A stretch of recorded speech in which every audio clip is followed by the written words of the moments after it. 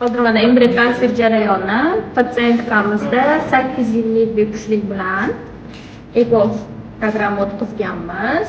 Ekodan keyin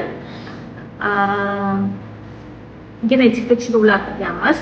5 ta embrioni bor, 4 ta embrionni genetik tekshiruvdan o'tkazganimizda ikkita qiz bor, ikkita qizlari bor, bizga mальчик kerak. Все, bunday bo'ldi. Embrion transfer jarayoni UZIda podkontrolli UZI qilinadi. UZI tekshirib turib, mana bachadan ichiga kateter bilan kirdik.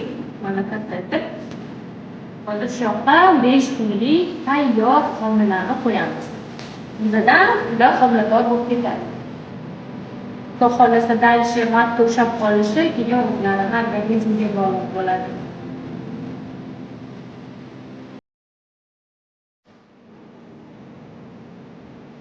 Bitta a'lo sifatli embrion bilan qo'yamiz embrionni. Mana embrionimiz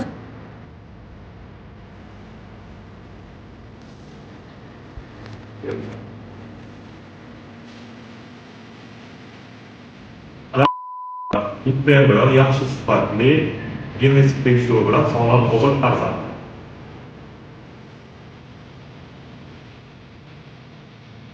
mana bachadan chiqib kateter bilan kirdik.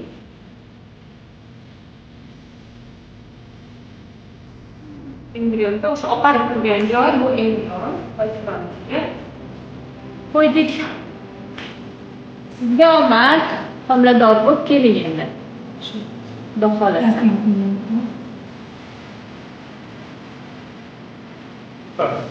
Rahmat.